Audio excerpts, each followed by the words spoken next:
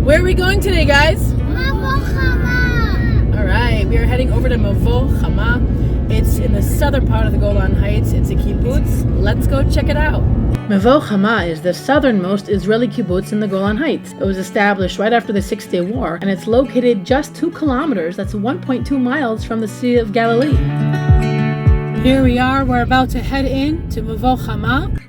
We have just entered the kibbutz. We're going to go have a look around and see what we find, and then later we'll meet up with Anne, a longtime resident and member of the kibbutz, to hear how the kibbutz got started and what it's all about. Let's go explore!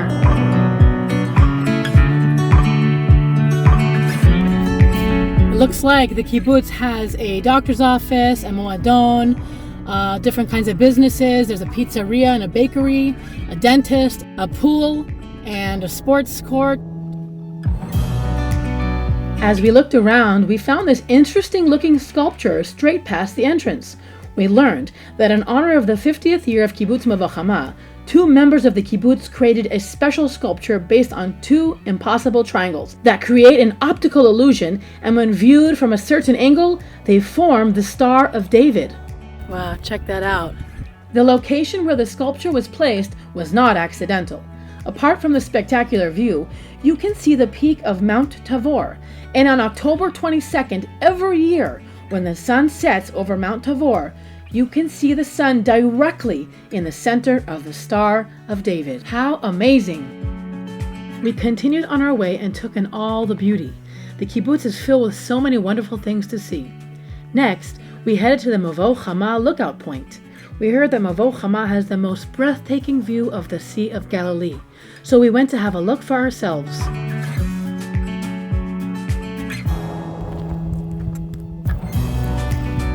Wow.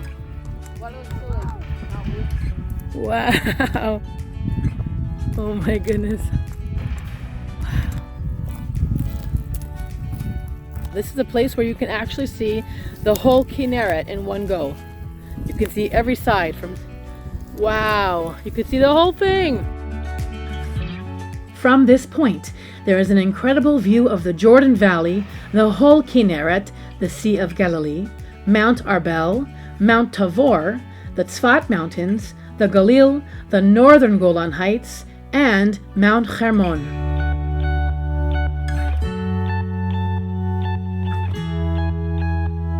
I see a boat.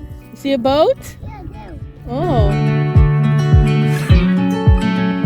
We continued along the Tayelet, the walking path. This beautiful walking path is about 1.5 kilometers long, and it begins at the Mevo Hamma lookout and ends at the Peace Vista, right next to Kibbutz Kfar Haruv, just 1 settlement away. We came across this amazing contraption. We learned that this is called the sunset clock. A group of welders from Kibbutz Mevo Hamma created this unique sunset clock. By aligning the clock to the setting sun, it shows the exact date. Now that is incredible.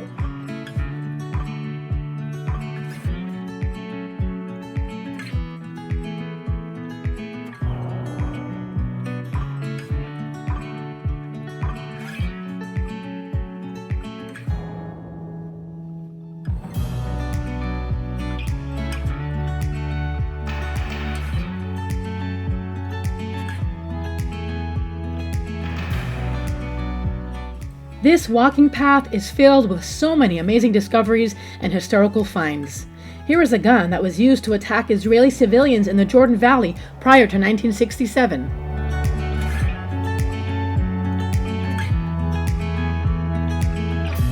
We could not get enough of the spectacular walking path and all the incredible views. We walked a little further and found a playground, and of course, had to give it a try.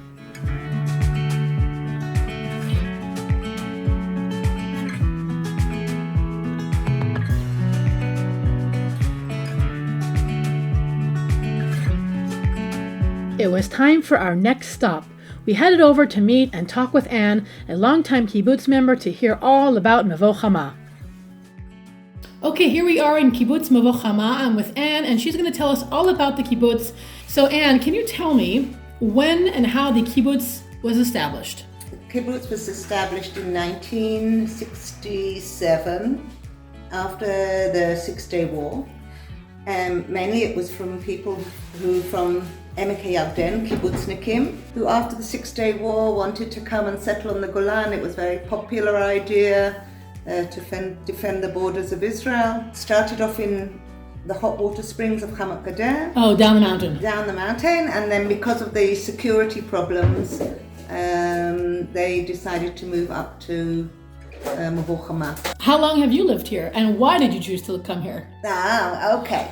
So I've lived here since 1976. I was in Habonim in England, in London. Yaldei Aprachim, flower kids, 1960s, growing up, looking for some liberal commune type experience. Right. And Israel type experience. Wow. So kibbutz seemed to merge those two. Half the kibbutz was about Anglo-Saxons in those days. So Americans and South Africans and different people came, many Americans. How many families or people that live here on the kibbutz? How many are there? 120 families. Mevo Hamma is full. Right. So out there we've got families who are waiting. A wait list. Who would love to come and live here before they move to their new neighborhood. But unfortunately, we don't have enough houses at the moment. What is special about Mevo Hamma? Something that stands out? Two things that would really say what really grabbed them was one, the view, which is to live in a place with a view like that. A lot of people said for them, it just opened up. It's not just living in the country, it's living in the country with a fabulous view. Yeah, wow. The other thing that I think always was the people. Because it was such a mixture of people, it was very liberal, it was very open. It often led to misunderstandings and differences between different cultures. But once if you can work out people worked out how to get along. What type of families are looking to come to the kibbutz? Like, what's the demographic? Is it a religious place? Is it a secular place? It's a secular place. We do all our holidays on Friday night. The pool is not segregated. Are there businesses here? What do people do here for a living? Well, as we said, there's a lot of people. A third of the kibbutz are pension age. Of the pensioners, a lot work. We have a plastics factory here that quite a few of the pensioners work there. My husband works there 3 days a week. There's education, teachers, there's quite a lot of teachers, high-tech people, agriculture. In today's day and age, you can do a lot of work is on Zoom.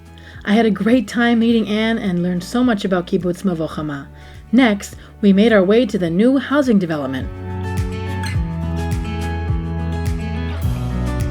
Look at that view from behind them. You see the houses and then all of a sudden that big mountain? Yeah.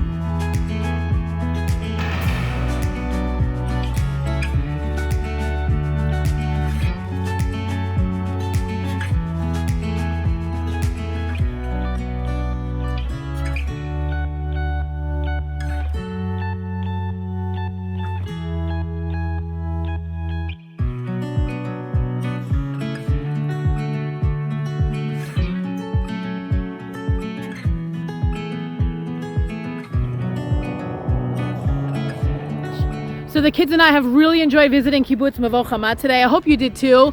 We're gonna go home now, but we'll definitely be back. Thanks for joining us in Mevo Hamma. We'll see you next time.